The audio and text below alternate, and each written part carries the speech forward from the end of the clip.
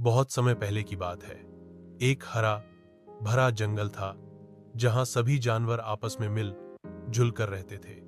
शेर, हाथी, बंदर, हिरण, खरगोश और कई पक्षी सब एक दूसरे की मदद करते और जंगल में शांति बनी रहती। उस जंगल का राजा शेरवीर था। वह समझदार और न्यायप्रिय था। एक दिन जंगल में हलचल मच गई।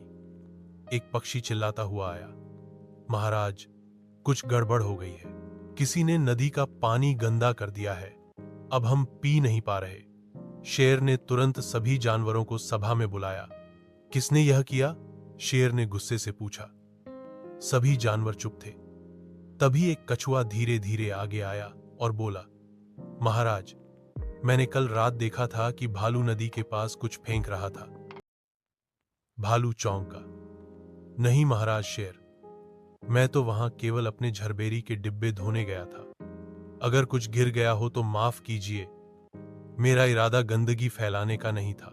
शेर ने कहा, इस जंगल में हर किसी की जिम्मेदारी है कि वह साफ सफाई बनाए रखे, लेकिन हमें पूरा सच जानना होगा।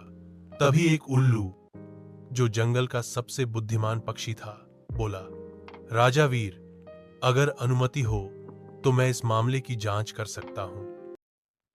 शेर ने हामी भर दी। उल्लू ने 2 दिन तक नदी के आस पास निगरानी रखी।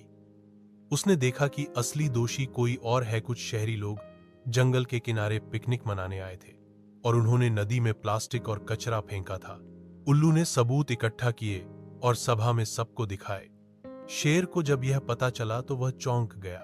तो हमारे अपने जंगलवासी दोषी नहीं है, शेर ने कहा, बल्कि बाहर के लोगों की लापरवाही से हमारा घर प्रदूषित हो रहा है।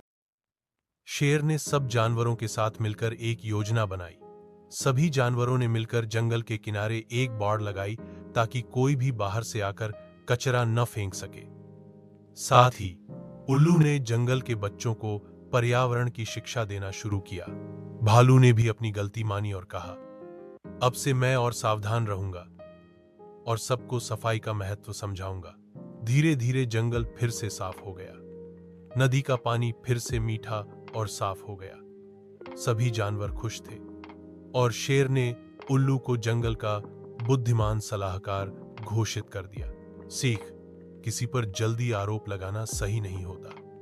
बिना जांच के सजा देना अन्याय होता है। साथ ही हमें अपने पर्यावरण की रक्षा खुद करनी चाहिए, क्योंकि यह हमारा घर है। एकता और समझदारी से हर समस्या का हल निकाला जा सकता है।